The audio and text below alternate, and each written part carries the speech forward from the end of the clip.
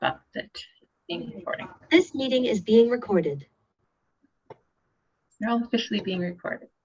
So thanks everyone for coming out and welcome to the 27th episode for the Society for Organic Urban Land Care's 2022 Year of the Ecological Garden Series. And this is a weekly series every Tuesday at this time. Oh, somebody's got, oh no, it's Christine, never mind. You're allowed to keep your microphone on. Seoul does work to promote awareness and the practice of organic and ecological urban land care. And much of the work we do is made possible through the generous and ongoing support of Gaia College. Christine and I are both joining you today from the city of Ottawa, which is in unceded Algonquin and Anishinaabe territory. And the format for today will be Christine's presentation, followed by a Q&A. As I mentioned before I hit record, the session will be recorded and we do make the recordings available to registered participants, and this one will also be going onto the Seoul website. If you do have some questions but you prefer not to be recorded, please go ahead and just add them to the chat and I'll read them out for the Q&A session.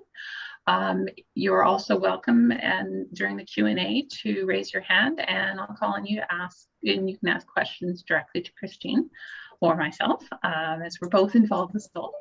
And today's presentation, sorry, just letting people into the room still.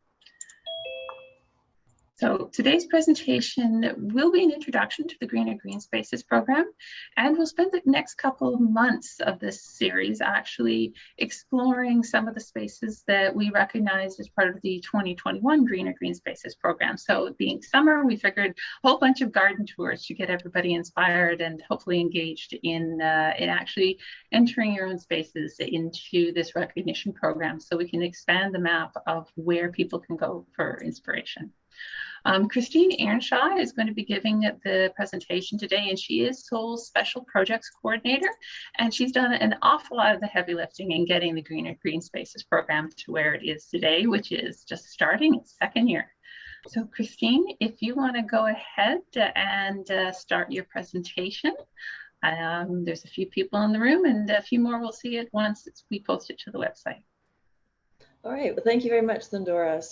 And thank you for coming and joining us, everybody else who's on this webinar series call today.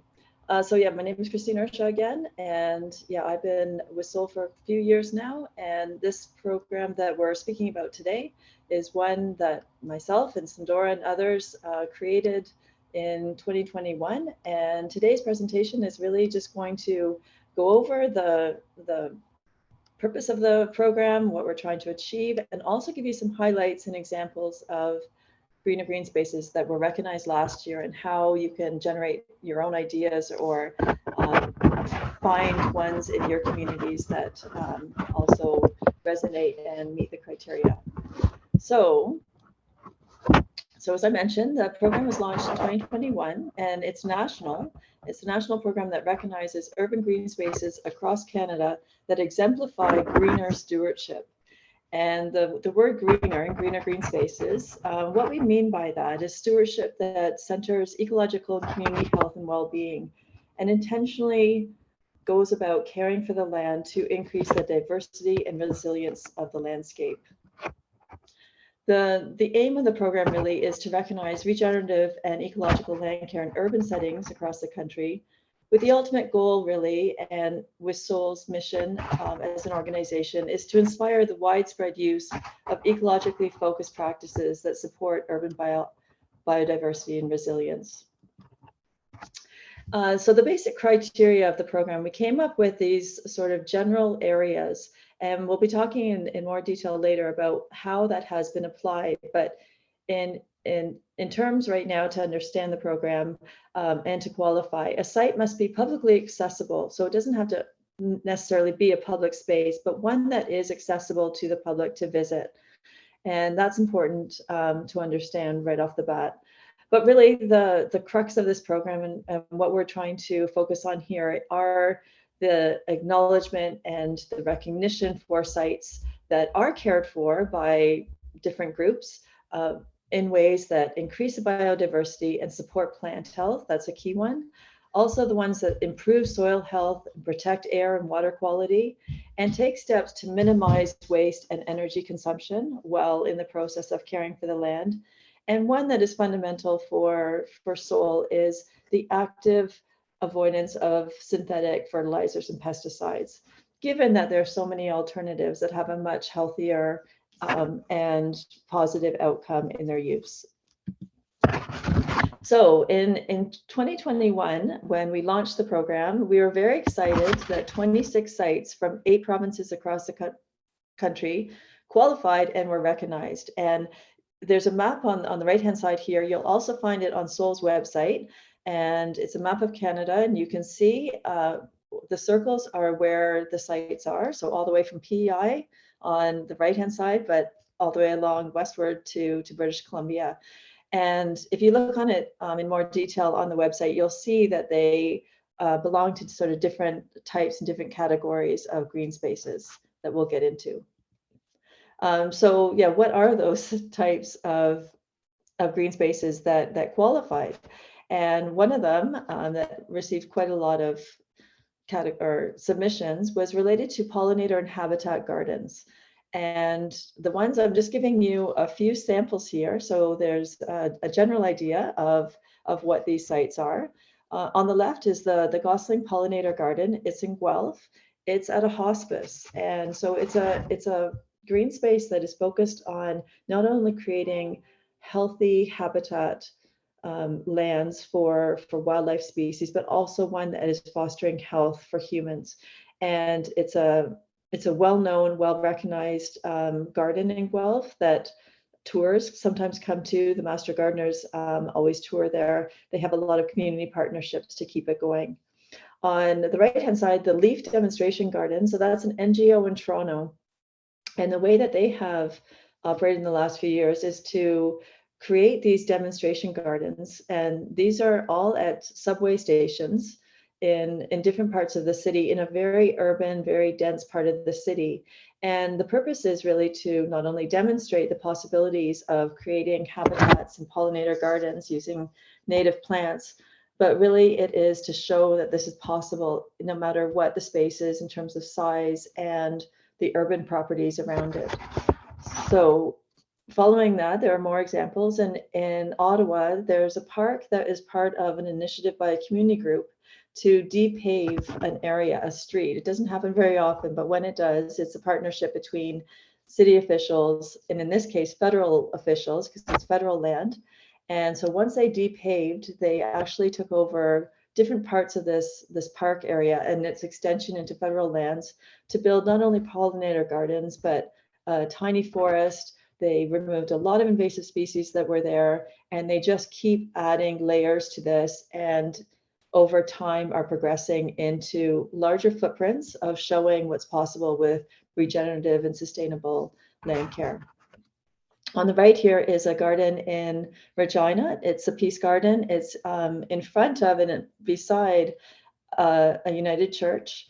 And it's again on a very, very busy street in Regina. So this is a refuge. It's a refuge for people. It's a refuge for the pollinators and the other species that get to visit this place. A lot of people come and are engaged with this, not only when people are actively working on it, but are also invited to share that space and to really benefit from that atmosphere of this beautiful garden.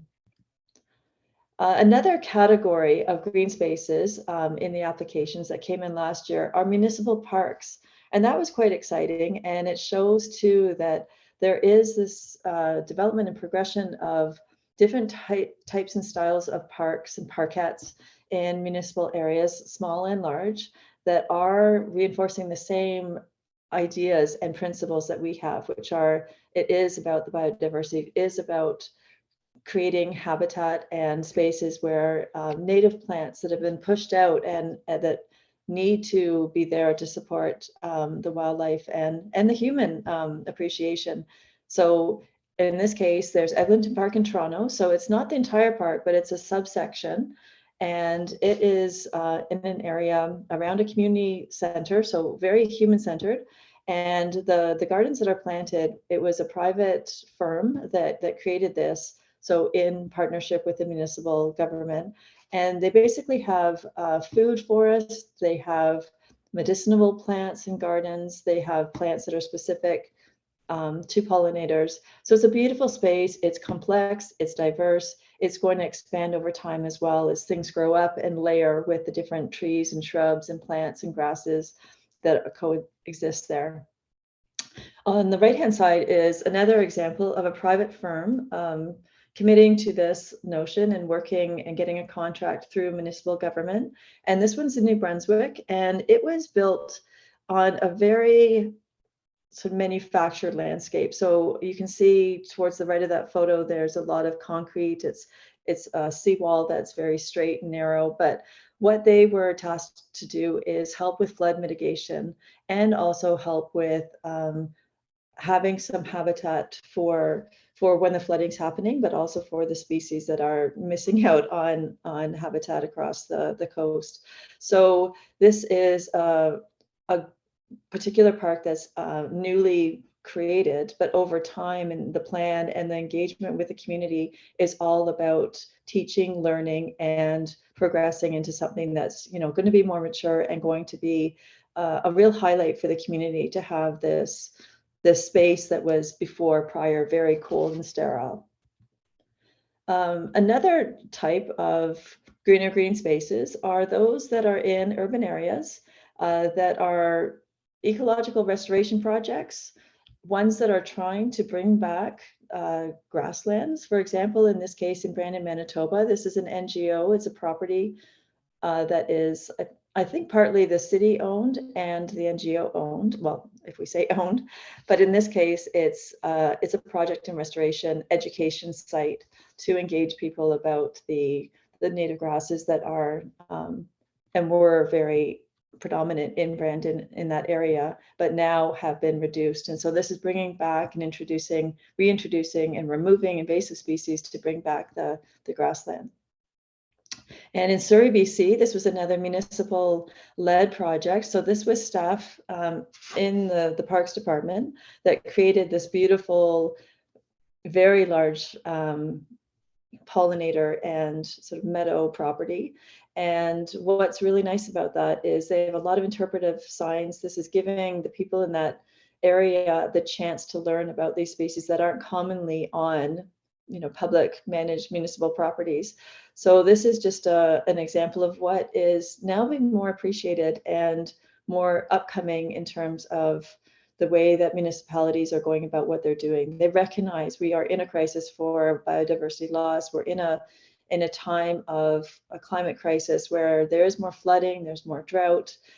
We don't need to have more maintenance of lands that need a lot of mowing or care. When you have grasslands like this is actually helping to reduce the maintenance costs and provide all of those beneficial plants and habitats for wildlife. So I think the fourth category are food forests and community gardens. So we got quite a few submissions for this category.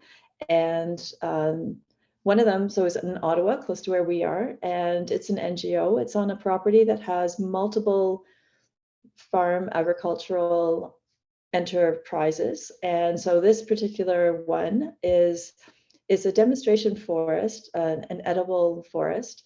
And they're also really engaging the public on the value and the importance of trees and their various contributions that they make.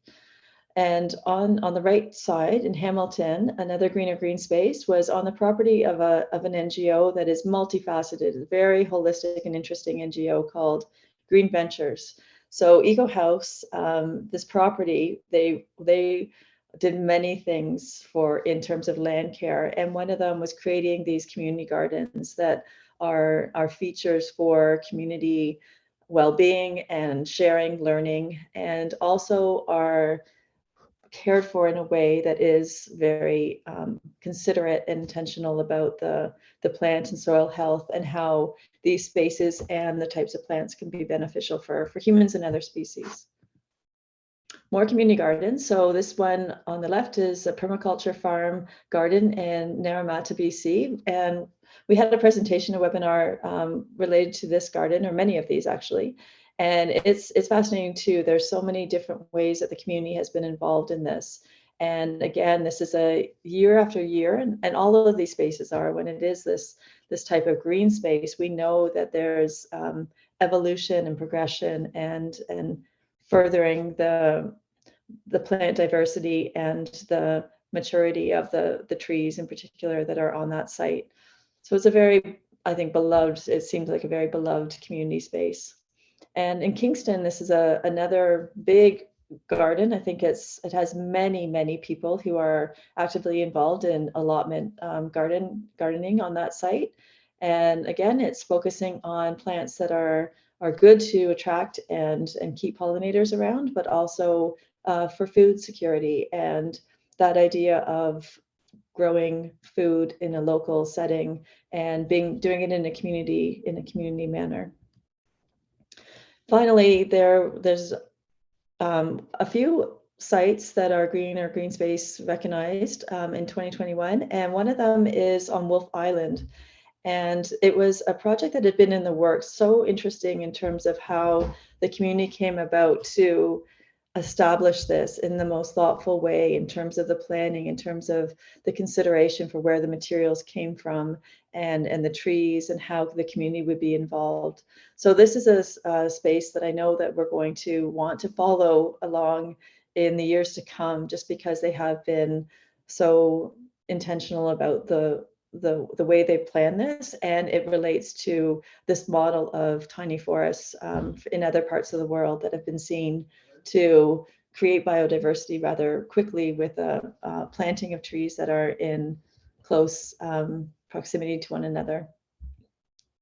So I think what we learned from this program over the first year, and what was so interesting about it, is that there was a lot of diversity in terms of the space, in terms of the size and the scope and the history of these. We did have some submissions that had been in place for a long time, and this is how they've been doing this, or they've sort of shifted to have sites that were more cared for in that regenerative fashion. Other sites were fairly new and they were just excited. They were on board already with the sort of principles and the ideas behind this, and they were interested to share that. So at this point, the way that we have set up this program and we continue to run it is that it is open to the variety of types of urban green spaces and those that are meeting the under one acre to those that are much larger spaces in urban areas. So I don't know how much time I have, but I'll just go quickly to sort of say that one thing that we learned and might be worth sharing for people who are thinking about applying and wondering how do we do these things. So being the criteria of increasing biodiversity, I just thought I'd bring out some of the ways that the explanation was of how people did that. So of course, one of the most important things is the planting of native plants and trees for the right local context. Plantings, if it is intentional mainly for pollinators, it's having plants that are at bloom at different times. Also, what we find increasingly in urban spaces, as most people know, is that there's a need also to be removing invasive species. That's what's coming in. So a lot of times the way that groups have gone about increasing biodiversity is also by first removing invasive species and then planting. Another criteria was sort of consideration and attention to the soil and plant health. That's of course critical, as all SOUL members know, and others. And so adding nutrients to the soil, that was sort of standard mulching, the use of cover crops. Of course, one of our criteria was avoiding or actively trying to avoid the use of synthetic fertilizers and pesticides, and the focus on microorganisms. And all of that to say that it's not only that they're doing it, but they're doing it with the idea of increasing the learning about that, increasing the knowledge of the importance of that particular area, and sharing that community-wide, that's where the focus has to be. Another one that we find really important to emphasize is while we have these green spaces and while we're trying to work on those particular sites, it's really important to look more holistically at where the materials come from and all the ways that we can reduce the environmental footprint while we're doing this type of work. So the ways that we were asking people and groups to explain what they were doing, some of the feedback came or input was the cycling of nutrients on site, the composting, using existing materials that were there, not always sourcing from other places and moving materials. Seed saving has become something that several of the groups talked about. Also, local tree nurseries. So in the case of Ottawa, for instance, where the depaved new site was, it's a large oak savanna area. And so the community, all in backyards and front yards and in the park, were growing oak seeds as part of this project. And also another way of reducing energy and materials was, as much as possible, looking to the community right around the site. And in this case, in Naramata in BC, the community garden was using a lot of the local brewery residue, and also engaging with arborists to get some wood chips. Oops. Another thing that we found that came out more than we expected, really, was the community collaborations. And in these photos, you can see different ways that people were involved. There is a heritage trees arborist who is there. This is in Toronto at Windermere United Church. They're dropping off wood chips. There's a group in the middle that are the volunteers who are doing a lot of garbage collection and invasive species removal. Below that, there's a photo with a woman engaging children, and that too, that's a community garden in Guelph, very active and with a real idea of immersing the local population in the garden communities, and how rich that can be for everybody's in terms of community connections and in terms of individual and community health. So yeah, we found that there was a variety of ways that partnerships mattered. And in Hamilton, for instance, the gardeners came together with a group of naturalists. And it was interesting to see how those two groups wanted or came together to work, and what they learned from each other by doing so. Obviously, municipalities and private landscape designers and practitioners, that's very important. That's how some of this work gets done. And municipalities and NGOs working together, or governments and NGOs working together. The one example that I can think of with the community groups and schools, that is the tiny forest on Wolf Island. And they involve the school children, I think at the elementary level. They're going to be doing a lot of research in terms of understanding as this forest develops, and over time, they have some indicators, and they're hoping that part of the group that will be helping to monitor the site will kids under the guidance of their teachers. Now, so for this upcoming year, and just to share how this process all works, so those who can apply for Greener Greenspace, and there are probably more that that are possible, but last year it was those in private sector, so the landscape designers, the land care practitioners, municipal staff were sometimes those who put the applications forward, community associations, NGOs, schools, institutions, and faith communities. Now, putting this question out there because we are hoping and expanding this year. Last year, we were grateful and excited to have 26 that qualified.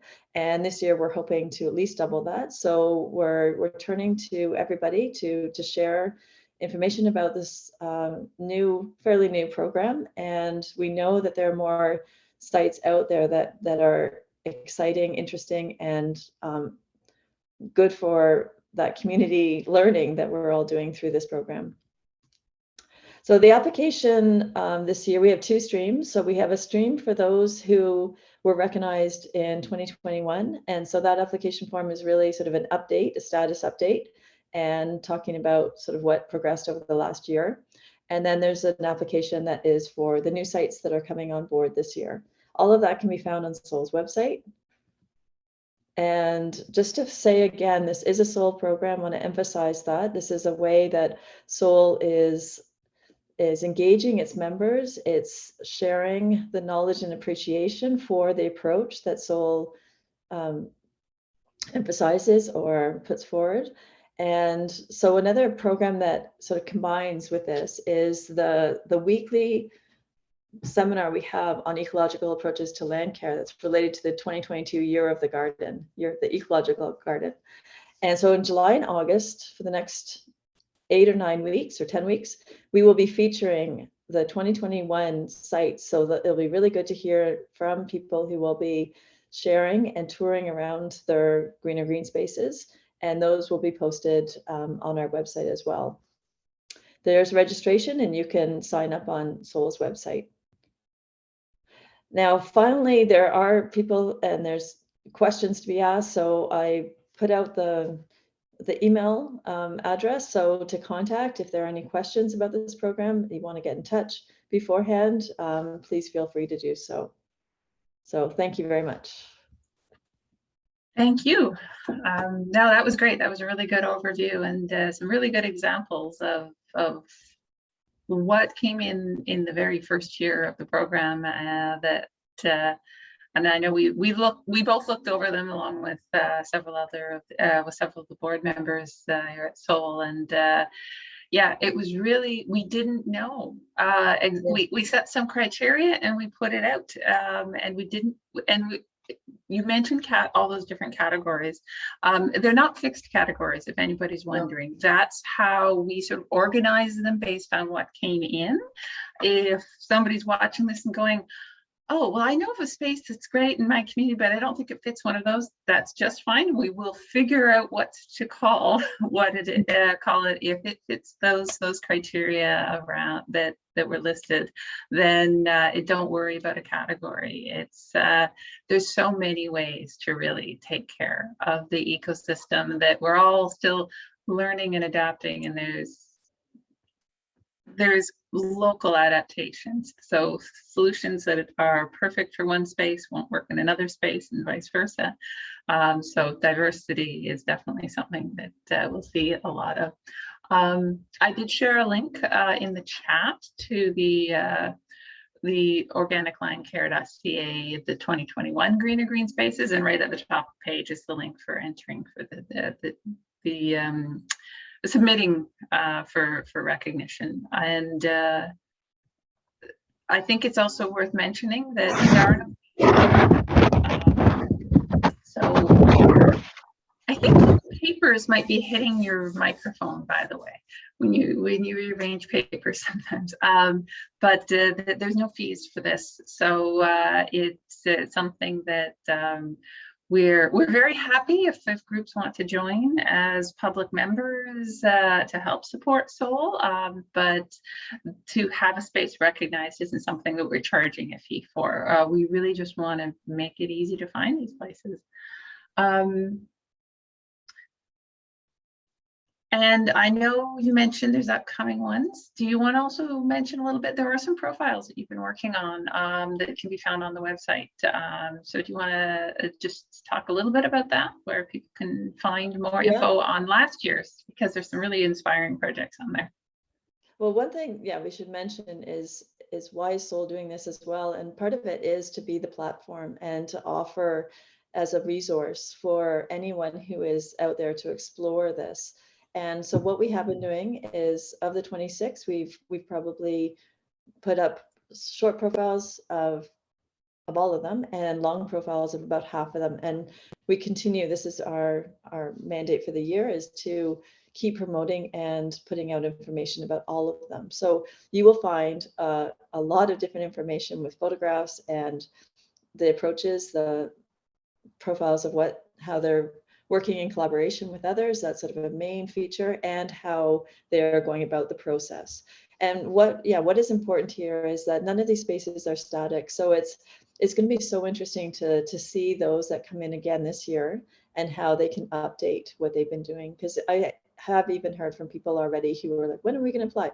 And to know that things keep evolving or new partnerships keep happening. So the more that we can establish this and over time continue to have a map of where these things exist and information about these and these other ways of the webinar series to tour people around these sites and give voice to those who are the ones who are working on them. It's the opportunity for a massive amount of sharing and learning, and knowing that this is, we have sort of called it a movement.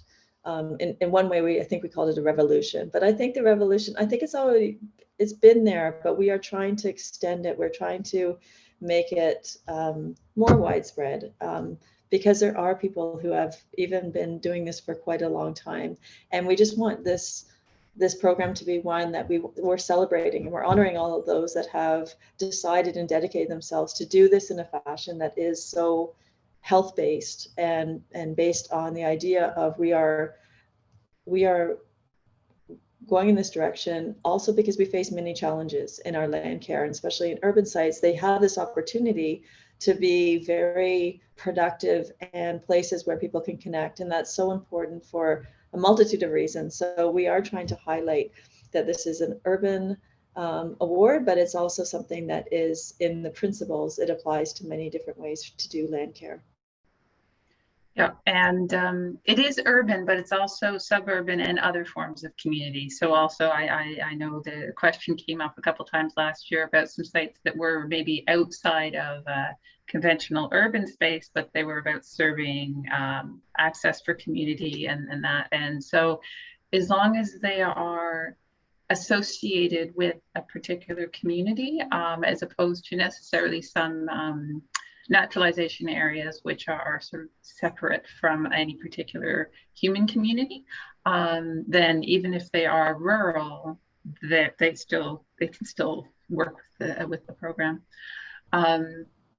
The other thing that sort of I was thinking as you were talking about the various spaces and the program is that Greener Greenspaces is sort of not the program so much, although in some ways it is, but also just the spaces that are being profiled and highlighted and recognized are sort of the seeds. They are both literally sort of planting the seeds for community and sort of local, re-engaging and with local and putting down some roots into that space. And they're also literally, many of them, especially the ones that are the pollinator gardens and the ecological restoration, and like that one here in Ottawa where they're doing the deep paving and everybody's growing oak seedlings from all of those acorns. The spaces literally become seed sources for native species. And something that I really notice when I look around urban spaces and along highway corridors, even in rural areas and along roadsides, is that so many of the plants are European and Asian species that have been introduced here, and there's no there's so little seed source for the native species to actually reestablish, even if we make space for them. So the more that we sort of can intentionally create some spaces in our urban areas and start to connect them and make them more visible and accessible to everyone, the more we can help the seeds from those species that are being brought back into the places that they have a long time historical relationship to, the more that they'll be able to actually start to spread out into the community, whether through seed exchanges or just the wind. Yeah. I've had asters volunteer in my yard, and then they subsequently volunteered in both of my neighbors' yards. So, you know, you start, as soon as there's a source, they can start to spread out. And yeah, a lot of this is about planting those seeds.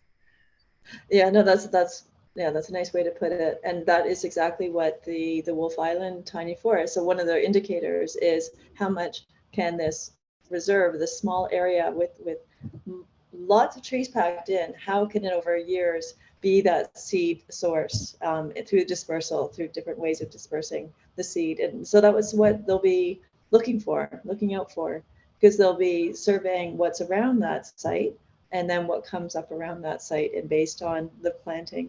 They were also interested to plant some seeds and some seedlings, saplings, I guess, that are from different parts of Ontario, so further south, like knowing climate change is coming and how we need to either facilitate, I know it's up for debate and discussion, but it's more like facilitating the movement of plants that are going to have a hard time running, you know, further to areas that they'll be better suited for them. So in this case, they had percentage, a proportion of the trees that were from other eco zones that they're planting in a more northern, colder one.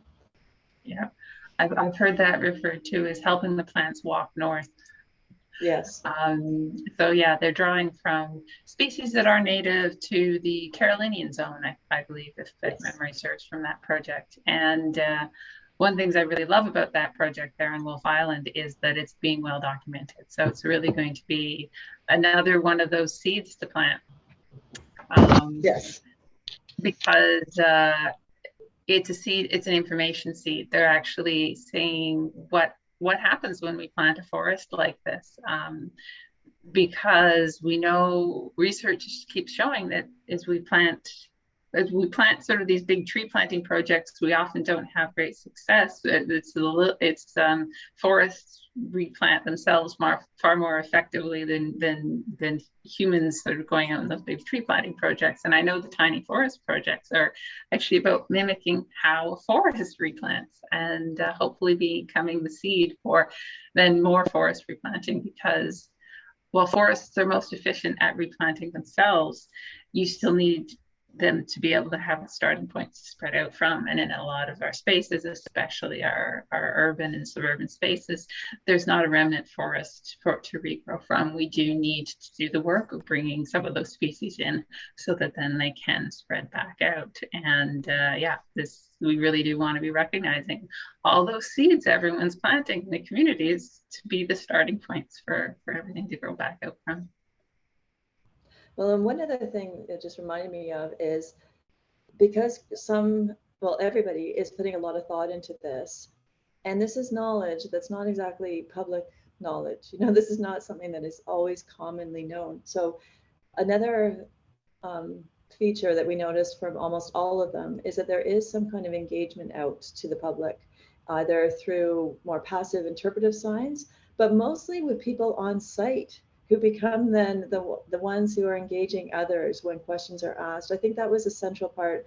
And one of the reasons why we chose to, as we launched the Greener Greenspaces program, into the idea that it has to be publicly accessible.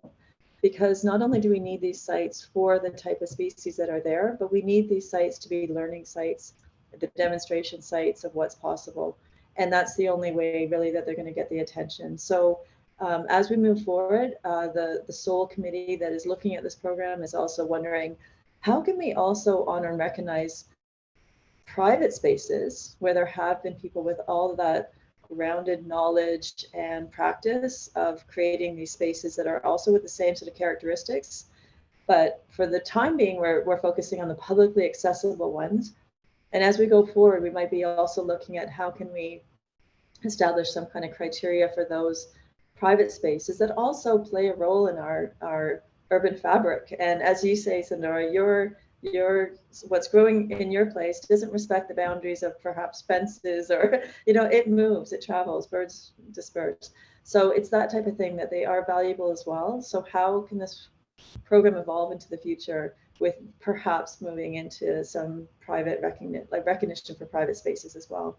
So that's a question that we're asking ourselves. If anyone has ideas or thoughts on that, they can always reach out as well. Yep. And then there's those sort of semi-private spaces where an individual might be caring for, say, the boulevard in front of their home. I think those would qualify, though, because the public can walk down the sidewalk and look at it and walk around it and have a relationship with it. So those sort of gray areas, if people want to enter and make the case as to how that space is informationally accessible to the public, then we would love a diversity of possibilities, because that might also, in recognizing and profiling that, inspire someone else to go, oh, that's how I can engage in education related to what I'm trying to engage with, or what I'm trying to accomplish, without necessarily inviting the whole world into my backyard. Yeah. All right. Well, does anyone else in the room have any questions? I know we're coming up towards the end, and you are, of course, welcome to ask questions. Christine and I can go on and on. We're both pretty good at talking about these things we really care about. But yes, if there aren't a lot of questions, and I know Christine and I both mentioned this, but just to sort of be quite clear that there is actually a whole month of tours, virtual garden tours coming up, or 2 months, I should say, where we're going to visit several of the spaces that were recognized last year. So whether it will be photographs or live walkarounds, it'll depend on some, to a certain extent, how good the internet is in some of these spaces. But you get to actually see some gardens, because summer does seem like a good time to go out and tour around some lovely spaces that are doing a lot to support their local ecosystem and local human and other than human communities. So that's the link I just posted there, and we'll be posting about it a bit on social media in the next few days as well. And there are 4 that happened also in February, when we also were celebrating the Greener Greenspaces in the webinar series. And so one's from Naramata, from Regina, from where Hamilton, at least 3 I could mention. The 4 of them are on the site, and they're also just full of information about how did a particular group of people come together for these beautiful green spaces. Yep, and you can find those. That link I just shared has also the links to recordings of a bunch of the presentations as well. And then in those recordings, or in the description of the recordings, we have the link right to the profiles of those gardens as well. So you have lots more information you can find, and hopefully get inspired and submit some applications so that we can add more green spaces to the map. So there's more opportunities for people to visit in their own communities, because the ecosystem that you want to mimic when you're in Ontario or PEI is not the same one you want to mimic when you're in Manitoba or Vancouver. It's going to be different ecosystems. So if people can see examples close to home, it'll give them an idea of what to copy. So we all need some inspiration for getting started. Let's share the inspiring spaces. So yeah, that's the hope of this program, that we're going to keep growing that map. So there's more and more places, and it's easier and easier to find ones close to home. Well, thank you very much, Christine. That was awesome. I think you really did a great overview of where we've come from and where it's gone so far. So where we've come from, where we're at, and hopefully where we're going, which will be a much more populated map. And I know you'll be working on supporting everybody through their application processes over the next few months. And I know you'll be hosting a lot of the garden tours. So it'll be great to see that reconnection, because I know you helped a lot of those people through their application processes. All right. Well, thank you, everybody. And hopefully we will see you next week as the garden tours start. Okay. Bye. Okay, thanks. Bye.